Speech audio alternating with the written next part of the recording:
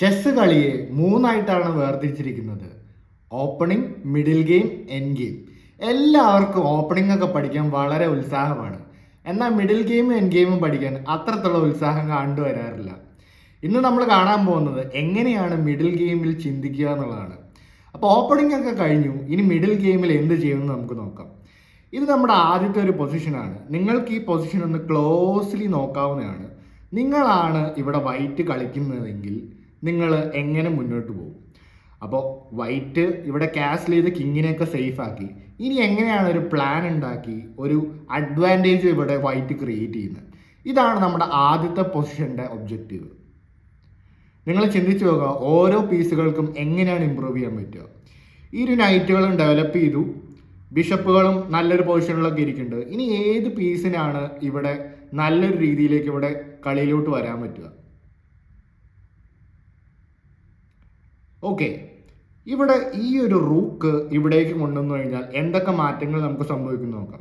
ഒന്ന്, നല്ലൊരു open space ഇവിടെ റൂക്കിന് കിട്ടി. ആ റൂക്ക് കുറച്ചും കൂടെ ആക്റ്റീവ് ആയിരിക്കും ഇവിടെ ഇരിക്കുന്നതിനേക്കാളും. ഇവിടെ വന്നു കഴിയുമ്പോൾ കുറച്ചും കൂടെ ആക്റ്റീവ് ആയിരിക്കും. അപ്പം ഇതുകൊണ്ട് പക്ഷേ എന്ത് ഡിഫറൻസ് ആണ് ഇവിടെ വരുത്തുന്നത്? നമുക്കിവിടെ ബ്ലാക്കിൻ്റെ കുറച്ച് റാൻഡം മൂവ്സ് നോക്കാം. ബ്ലാക്ക് ഒരു പക്ഷേ പോൺ D5 കളിച്ചെന്ന് വെക്കാം. ഇവിടെ വൈറ്റ് എങ്ങനെയാണ് തന്നെ അഡ്വാൻറ്റേജ് ബിൽഡ് ചെയ്യുന്നത്? റൂക്ക് ഒരു ലിഫ്റ്റ് ചെയ്തിട്ട് E3 കളിച്ചു. അപ്പോൾ ഇതൊക്കെ സാധാ മൂവായിട്ടേ തോന്നുള്ളൂ. പക്ഷെ ഈ കുറച്ച് സാധാ മൂവുകളെല്ലാം ചേർന്നിട്ട് എങ്ങനെ ഒരു ബ്യൂട്ടിഫുൾ പൊസിഷനിലോട്ട് പോകുന്ന നമുക്ക് നോക്കാം. ഒരു ജസ്റ്റ് ഒരു റൂക്ക് ലിഫ്റ്റ് പോലെ റൂക്കിന് ഇവിടെ E3 കളിക്കുന്നു.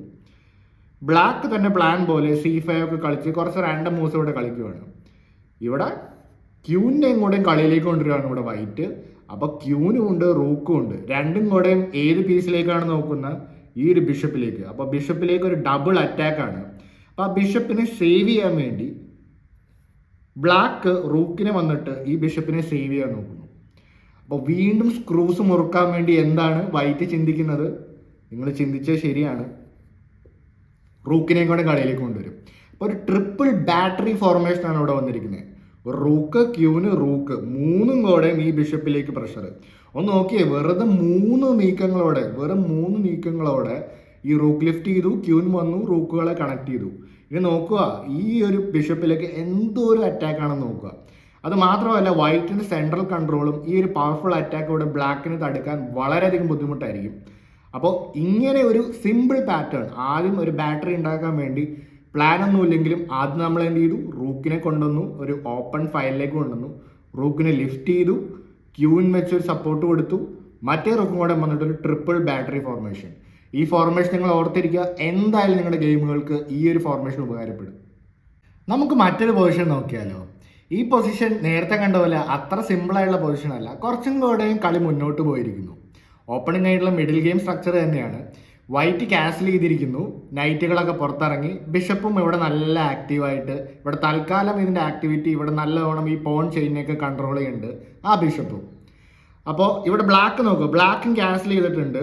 ഇവിടെ ബിഷപ്പും ബിഷപ്പും ഉണ്ട്, ക്യൂനും ഉണ്ട്, റൂക്കും ഉണ്ട്. അപ്പോൾ ആദ്യം തന്നെ ഈ സ്ട്രക്ചർ നിങ്ങളൊന്ന് നോക്കുക. വൈറ്റ് മൂവ് ആണ്, വീണ്ടും നിങ്ങളാണ് ഇവിടെ വൈറ്റ് കളിക്കുന്നത് ചിന്തിക്കുക. ഏത് പീസിനാണ് ഇവിടെ ആക്ടിവിറ്റിയിലേക്ക് കൊണ്ടുവരാൻ പറ്റുക? നമ്മൾ നേരത്തെ കണ്ടുപോയ റൂക്കൊന്ന് കണ്ടു നോക്കിയാലോ. റൂക്കിന് ഇവിടെ ഓപ്പൺ ഫയലുകളിലേക്ക് വല്ലതും വരാൻ പറ്റുമോ? ഇവിടേക്കൊക്കെ വന്നു കഴിഞ്ഞാലും ഈ ഒരു പോൺ ചെയിൻ ഇവിടെ ഉള്ളതുകൊണ്ട് തൻ്റെ പീസുകളെ തന്നെ ഇവിടെ ബ്ലോക്ക്ഡ് ആണ്. അപ്പോൾ ആ റൂക്കിന് വലിയ ആക്ടിവിറ്റി ഇല്ല. ഇനി ഏത് പീസിനെയാണ് ഇവിടെ ഇമ്പ്രൂവ് ചെയ്യാൻ പറ്റിയ വൈറ്റിന്? ക്യൂവിനും വലിയ അത്ര അത്യാവശ്യം നല്ല ഓപ്ഷൻസ് ഒന്നുമില്ല. ഒരു പക്ഷേ ക്യൂവിന് ഇവിടേക്കൊക്കെ വന്ന് ഇങ്ങോട്ടൊക്കെ പ്ലാൻ ചെയ്ത് നോക്കാം. എന്നാലും അതിനേക്കാളും നല്ലൊരു പ്ലാൻ, ഏത് വീക്ക് പീസിനെയാണ് ഇവിടെ ആക്ടിവേറ്റ് ചെയ്തിട്ട് കളിക്കാൻ പറ്റുക? ഇവിടെ വൈറ്റിൻ്റെ പൊസിഷനിലോട്ട് നോക്കിക്കഴിഞ്ഞാൽ ഈ നൈറ്റ് പ്രത്യേകിച്ചൊന്നും ചെയ്യുന്നില്ല. അപ്പോൾ ആ നൈറ്റിനെ എങ്ങനെയാണ് ആക്ടിവേറ്റ് ചെയ്യാൻ നോക്കുന്നത്? ഈ നൈറ്റ് ഈ രണ്ട് പോൺസിനെ വെറുതെ ഡിഫെൻഡ് ചെയ്ത് വെക്കുക എന്നുള്ളതേ ഉള്ളൂ. പക്ഷെ അതിനായിട്ട് ഇവിടെ ബിഷപ്പും നൈറ്റ് ഇവിടെ ഓൾറെഡി ഉണ്ട്. ഈ നൈറ്റ് ഇവിടേക്കൊക്കെ മൂവ് ചെയ്താലോ വലിയ കാര്യമൊന്നുമില്ല, ഈ സ്ക്വയർ ബ്ലാക്കിൻ്റെ പരിധിയിലാണ്. അപ്പോൾ ഈ ഒരു നൈറ്റിനെ എങ്ങനെ ഇമ്പ്രൂവ് ചെയ്യാം?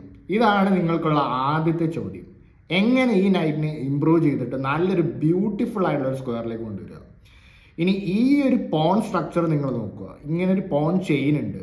അപ്പോൾ ഈ ഒരു പോൺ ചെയിൻ്റെ എൻഡിലായിട്ട് ഒരു പക്ഷേ ഇവിടെയോ അല്ലെങ്കിൽ ഇവിടെയോ ഒരു നൈറ്റൊക്കെ വന്ന് ഔട്ട് പോസ്റ്റ് ചെയ്യാൻ പറ്റിക്കഴിഞ്ഞാൽ ബ്യൂട്ടിഫുൾ ആയിട്ടുള്ള അറ്റാക്ക് ഇവിടെ വൈറ്റിന് കൊണ്ടുവരാവുന്നതാണ്. പക്ഷെ ഈ ഔട്ട് പോസ്റ്റുകളിലേക്കൊക്കെ വരാൻ ഇവിടേക്കൊന്നും പോയിട്ട് കാര്യമില്ല. വളരെ മനോഹരമായിട്ടുള്ള ഒരു നീക്കത്തോടെ ഇവിടെ വൈറ്റിന് ഇവിടെ കളി മുന്നോട്ട് പോകുന്നതാണ്. ഈ നീക്കമാണ് നിങ്ങൾ ഒരിക്കലും പ്രതീക്ഷിച്ചാണല്ലോ ഇങ്ങനെ ഒരു നീക്കം. നൈറ്റിനെ പുറകോട്ട് കളിച്ചു, നൈറ്റ് A1 കളിക്കുന്നു. ഇതെന്താണ്, ഉള്ള ഡെവലപ്മെൻറ്റോടെ കളയണോ?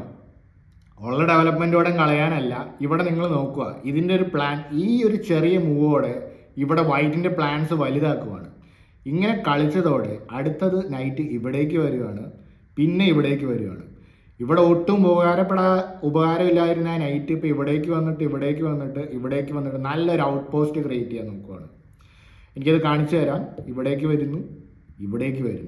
ഇപ്പോൾ ഈ നൈറ്റ് വളരെ സ്ട്രോങ് ആയുള്ള നൈറ്റാണ്. ഇവിടേക്കും അറ്റാക്ക് ചെയ്യണു, ബ്ലാക്കിൻ്റെ ആർമീനെ ഫുള്ളായിട്ട് അറ്റാക്ക് ചെയ്യുന്നു. അപ്പോൾ ഒന്നും ചെയ്യാതിരുന്ന നൈറ്റ് ഇങ്ങനെ വന്നിട്ട് ഇവിടേക്ക് എത്തി.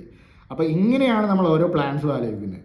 ഇവിടെ ഇരിക്കുന്ന നൈറ്റിൻ്റെ ആണ് ഇവിടുത്തെ വൈറ്റിൻ്റെ ഏറ്റവും വീക്കസ്റ്റ് ആയിട്ടുള്ള പീസ്. അപ്പോൾ ആ പീസിനെ ആക്ടിവേറ്റ് ചെയ്യാൻ വേണ്ടിയിട്ട് നമ്മൾ ഇവിടേക്ക് വരുന്നു, ഇങ്ങനെ ഒരു പ്ലാൻ എക്സിക്യൂട്ട് ചെയ്യാൻ നോക്കും. ഇനി ബ്ലാക്ക് ഈ ഒരു പ്ലാൻ സ്റ്റോപ്പ് ചെയ്യാൻ നോക്കിയെന്ന് വിചാരിക്കാം. ഒരു പക്ഷേ B6 കളിച്ചു, എൻ്റെ നൈറ്റ് ഇങ്ങോട്ട് വരുവാണ്, അതിനെ സ്റ്റോപ്പ് ചെയ്യാൻ വേണ്ടി ബ്ലാക്ക് ഇവിടെ കളിക്കുകയാണ്. പക്ഷേ വൈറ്റിന് തൻ്റെ പ്ലാൻ എക്സിക്യൂട്ട് ചെയ്തേ പറ്റൂ. വൈറ്റ് ഇത് ഓൾറെഡി കാൽക്കുലേറ്റ് ചെയ്ത് കഴിഞ്ഞു. എന്തൊക്കെ കളിച്ചാലും ഞാൻ അതിലേക്ക് വരും, എങ്ങനെ നടക്കുമെന്ന് നോക്കാം. നൈറ്റ് B3 വരുന്നു. തൽക്കാലം ഇപ്പോൾ C5 വരാൻ പറ്റില്ല, ഈ പോൺ ഉള്ളതുകൊണ്ട്. പക്ഷെ ഒന്നുകൊണ്ടും ഭയക്കണ്ട, നമുക്കതിലേക്ക് എത്താൻ പറ്റും. ക്യൂവിനെ C8 കളിച്ചു. കുറച്ച് റാൻഡം മൂവ്സ് ഇവിടെ ബ്ലാക്കിൻ്റെ ഒന്ന് കളിക്കുകയാണ്. നമ്മൾ എന്തായാലും പോണിനെ A4 കളിക്കുന്നു. അപ്പോൾ ഇതിൻ്റെ ഐഡിയ ഈ ഒരു പോൺ സ്ട്രക്ചറിനെ അറ്റാക്ക് ചെയ്യാനാണ്. ബ്ലാക്ക് ക്യൂവിനെ C7 കളിക്കാൻ നോക്കിക്കഴിഞ്ഞാൽ നമ്മൾ എങ്ങനെയാണ് കളിക്കാൻ പോകുന്നത്? ഈ സ്ട്രക്ചറിനെ ബീറ്റ് ചെയ്യാൻ വേണ്ടിയിട്ട് ഇവിടേക്ക് കളിക്കുന്നു. എടുത്തു കഴിഞ്ഞാൽ നൈറ്റ് ആക്റ്റീവ് ആവും, അല്ലെങ്കിൽ റൂക്കിന് നല്ല ഫയൽസ് കിട്ടും. അതുകൊണ്ട് ബ്ലാക്ക് ഇവിടേക്ക് കളിക്കുന്നു. അപ്പോൾ എന്തൊക്കെ തന്നെ കളിച്ചാലും എൻ്റെ നൈറ്റ് C5 വന്നു. എനിക്ക് ബ്യൂട്ടിഫുൾ ആയിട്ടുള്ള അറ്റാക്ക് മുന്നോട്ട് പോകുന്നതാണ്. നല്ലൊരു ബ്യൂട്ടിഫുൾ ഔട്ട് പോസ്റ്റും കിട്ടി. അപ്പോൾ ഒന്നുമില്ലായ്മയിൽ നിന്ന് നമ്മളൊരു ബ്യൂട്ടിഫുൾ ആയിട്ടുള്ള ഔട്ട് പോസ്റ്റ് സൃഷ്ടിച്ചിരിക്കുകയാണ്. മൂന്നാമത്തെ പൊസിഷൻ നമ്മൾ കാണാൻ പോകുന്നത് ബ്ലാക്ക് സൈഡിൽ നിന്നാണ്. ഇവിടെ നേരത്തെ കണ്ടതുപോലെ തന്നെ ഇരുവരും ഡെവലപ്പ് ചെയ്ത് നൈറ്റുകളെയും ബിഷപ്പുകളെയൊക്കെ പുറത്തിറങ്ങി ഈക്വൽ പൊസിഷനാണ്. ഇനി ഇവിടെ ഈ ഒരു ലെസണിൽ, ഈ ഒരു പാർട്ട് ഓഫ് ദ വീഡിയോയിൽ നമ്മൾ പഠിക്കാൻ പോകുന്നത് നമ്മുടെ വീക്കായിട്ടുള്ള പീസുകളെ എതിരാളിയുടെ സ്ട്രോങ് ആയിട്ടുള്ള പീസുകളെ വെച്ചിട്ട് എക്സ്ചേഞ്ച് ചെയ്യാം. ഇവിടെ നോക്കുമ്പോൾ വൈറ്റിൻ്റെ ഈ ബിഷപ്പ് വളരെ ബ്യൂട്ടിഫുള്ളും ഭയങ്കര സ്ട്രോങ്ങുമാണ്. എന്നാൽ ബ്ലാക്കിൻ്റെ ബിഷപ്പ് നോക്കുക, ഈ ബിഷപ്പിന് വലിയ സ്കോപ്പൊന്നുമില്ല. ഇവിടെ ഒന്നും പ്രത്യേകിച്ച് പണിയൊന്നും ചെയ്യുന്നില്ല. ഇവിടെ ലോക്കപ്പായി കിടക്കുകയാണ്. ജസ്റ്റ് ഈ നൈറ്റിനെ പ്രൊട്ടക്ട് ചെയ്തുകൊണ്ടിരിക്കുകയാണ്. ഇവിടേക്ക് വന്നു കഴിഞ്ഞാലും ഈ ഒരു പോൺ ചെയിനൊക്കെ ഉണ്ട്. അപ്പോൾ ബ്ലാക്കിന് അത്ര നല്ല ബിഷപ്പല്ല. പക്ഷേ ഈ ബിഷപ്പ് കൊണ്ട് ഈ ബിഷപ്പിനെ എക്സ്ചേഞ്ച് ചെയ്ത് കഴിഞ്ഞാൽ എനിക്കൊരു നല്ല ട്രേഡ് കിട്ടും. അപ്പോൾ ഇതാണ് നിങ്ങൾ ചിന്തിക്കേണ്ട മൂന്നാമതൊരു കാര്യം, അതായത് നല്ല ട്രേഡ്സ് നടത്തുക. ഇപ്പോൾ എൻ്റെ ഈ ബാഡ് ബിഷപ്പിനെ വൈറ്റിൻ്റെ നല്ല ബിഷപ്പുമായിട്ട് എക്സ്ചേഞ്ച് ചെയ്യാൻ നോക്കുക. അങ്ങനെ ഒരു പ്ലാൻ ഉണ്ടാക്കാം. എങ്ങനെ ഇതിനെ ഇതുമായിട്ട് എക്സ്ചേഞ്ച് ചെയ്യാൻ പോകാം? ഇവിടെ ബ്ലാക്കിന് നൈറ്റിനെ ഇവിടേക്ക് കളിക്കാവുന്നതാണ്. ഇപ്പോൾ ഒരു പക്ഷേ വൈറ്റ് റൂക്ക് E1 പോലത്തെ മൂവ് കളിച്ചു കഴിഞ്ഞാൽ നമ്മൾ ഇനി കളിക്കാൻ പോകുന്നത് ബിഷപ്പ് F6 കളിച്ചിട്ട് ഈ ഒരു ബിഷപ്പിനെ അങ്ങ് അറ്റാക്ക് ചെയ്യുകയാണ്. അപ്പോൾ ഇൻ കേസ് ഇപ്പോൾ ഈ ബിഷപ്പ് വെച്ച് ഈ ബിഷപ്പിനെ വെട്ടിയെടുത്തു കഴിഞ്ഞാൽ ക്യൂവിനും കളിയിലേക്ക് വരും. അപ്പോൾ ആക്ടിവിറ്റി ഇല്ലാതിരുന്ന ക്യൂവിനും പുറത്തേക്ക് വന്നു. ആ ബാഡായിട്ടുള്ള ആ ഒരു മോശമായിട്ടിരുന്ന ബിഷപ്പിനെ ഒഴിവാക്കുകയും ചെയ്തു. വൈറ്റിന് സ്ട്രോങ് ആയിട്ടുള്ള ആ ബിഷപ്പിനെ ഒഴിവാക്കുകയും ചെയ്തു. അപ്പോൾ ഇങ്ങനെ നിങ്ങൾക്ക് വീണ്ടും നല്ലൊരു ബ്യൂട്ടിഫുൾ മിഡിൽ ഗെയിം, നല്ലൊരു ആക്റ്റീവ് പൊസിഷനിലോട്ട് വരാവുന്നതാണ്. ഇപ്പം ഇങ്ങനെ സംഭവിച്ചോടെ നോക്കുക, E5 സ്ക്വയറിലും സെൻട്രലിലൊക്കെ എന്തോരം കൺട്രോളാണ് ബ്ലാക്ക് ഇങ്ങനെ ഒരു എക്സ്ചേഞ്ച് നടത്തിയോടെ നിങ്ങൾ കിട്ടിയെന്ന് നിങ്ങൾ നോക്കുക. വൈറ്റിൻ്റെ ഏറ്റവും പവർഫുൾ ആയിട്ടുള്ള ബിഷപ്പിനെ എലിമിനേറ്റ് ചെയ്യാൻ വേണ്ടി നമ്മൾ നൈറ്റിനെ മാറ്റി വീക്കായിട്ടുള്ള ബിഷപ്പിനെ ഇവിടെ ഇട്ട് എക്സ്ചേഞ്ച് ചെയ്തു. ക്യൂവിൻ മുന്നോട്ട് വരുന്നു. ഇനി E5 നല്ല കൺട്രോളാണ്. ഇനി ബ്ലാക്കിന് നല്ല ബ്യൂട്ടിഫുൾ ഗെയിം കിട്ടുന്നതാണ്. ഈ നാലാമത്തതും ഫൈനലുമായിട്ടുള്ള പൊസിഷൻ നിങ്ങൾ എന്തായാലും ഓർത്തിരുന്നോ, നിങ്ങൾക്ക് എന്തായാലും ഇത് ഉപകാരപ്പെടും. ഈ ഒരു പൊസിഷനിൽ നോക്കുക, വൈറ്റ് ക്യാൻസൽ ചെയ്തിട്ടുണ്ട്, നൈറ്റുകളൊക്കെ പുറത്തിറങ്ങി, ബിഷപ്പുകൾ ആക്റ്റീവാണ്. ഇനി എങ്ങനെയാണ് ഒരു പ്ലാൻ ഇവിടെ ഉണ്ടാക്കുക? നിങ്ങൾക്ക് വീണ്ടും ഞാൻ വൈറ്റ് പീസുകൾ തരുവാണ്, എങ്ങനെ നല്ലൊരു ആക്ടിവിറ്റി ഇവിടെ കൊണ്ടുവരാം. റൂക്കിനെ ഇവിടേക്ക് കളിച്ചിട്ട് പ്രത്യേകിച്ച് കാര്യമൊന്നുമില്ല, തൻ്റെ പോൺ ചെയിനുകളാൽ തന്നെ ഇവിടെ ബ്ലോക്ക്ഡ് ആണ്. അപ്പോൾ റൂക്കിന് വലിയ കളിയൊന്നുമില്ല. ക്യൂവിന് ഇവിടേക്കൊക്കെ വന്നു കഴിഞ്ഞാൽ പ്രത്യേകിച്ച് കാര്യമൊന്നുമില്ല. അപ്പോൾ പിന്നെ ഏത് പീസിനാണ് ഡെവലപ്പ് ചെയ്യാൻ പറ്റുക? ഇനി ഡെവലപ്പ് ചെയ്യാൻ പ്രത്യേകിച്ച് പീസുകളൊന്നും അത്യാവശ്യമായിട്ടില്ലെങ്കിൽ ചില മൂവുകൾ നമ്മൾ പുറകോട്ട് കളിക്കുന്നത് നല്ലതാണ്. അത് നമ്മൾ നേരത്തെ നൈറ്റിൻ്റെ കാര്യത്തിൽ കണ്ടതാണ്. ഈ ഒരു ഫോർമേഷനിൽ നമ്മൾ കളിക്കാൻ പോകുന്നത് ബിഷപ്പ് B1. ഇത് കാണുമ്പോൾ ഒരു നിസ്സാരമായുള്ള മൂവായിട്ട് തോന്നാം, പക്ഷെ ട്രസ്റ്റ് മീ, ഇതൊരു നിസ്സാരമായുള്ള മൂവ് അല്ല. ഇപ്പോൾ ഒരുപക്ഷെ ബ്ലാക്ക് റൂക്ക് C8 പോലത്തെ മൂവ് കളിച്ച് നോക്കാം. നമ്മൾ ക്യൂവിനെ ഇവിടേക്ക് കൊണ്ടുവരുന്നു. നമ്മൾ നേരത്തെ റോക്കുകളും ക്യൂവിനും നമ്മളൊരു ബാറ്ററി കണ്ടു. ഇത് രണ്ടാമത്തെ ടൈപ്പ് ഓഫ് ബാറ്ററിയാണ്, ബിഷപ്പും ക്യൂവിനും വെച്ചൊരു ബാറ്ററി. ഏതിലേക്കാണ് ഐ ഡൗൺ ചെയ്യുന്നത്? ഇതിലോട്ട്. ഇത് എത്രത്തോളം പവർഫുൾ ആണ് നിങ്ങൾക്ക് മനസ്സിലാക്കി തരാം. ഇപ്പം ഇങ്ങനെ ഒരു മൂവ് കളിച്ചതിന് ശേഷം ഒരു പക്ഷേ ഈ ബിഷപ്പിനെ ഓടിച്ചു വിടാനൊക്കെ ഇവിടെ ബ്ലാക്കിന് തെറ്റിപ്പോയി കഴിഞ്ഞാൽ, ഇങ്ങനെയൊക്കെ മൂവ് കളിച്ചു കഴിഞ്ഞാൽ നമുക്ക് വെറുതെ ഈ നൈറ്റിനെ അങ്ങ് വെട്ടിയെടുക്കാവുന്നതാണ്. പോൺ വെച്ച് വെട്ടിയെടുക്കാം, എങ്ങനെ വേണമെങ്കിലും വെട്ടിയെടുക്കാം. ഇപ്പോൾ നൈറ്റിനെ ബിഷപ്പ് വെച്ച് വെട്ടിയെടുത്തെന്ന് വയ്ക്കുക. ഇവിടെ ബിഷപ്പ് വെച്ച് വെട്ടിക്കഴിയുമ്പോൾ ഇവിടെയാണ് ഈ ഒരു ബാറ്ററി ഉണ്ടാക്കേണ്ട ഒരു പവർഫുൾ സ്ട്രക്ചർ വരുന്നത്.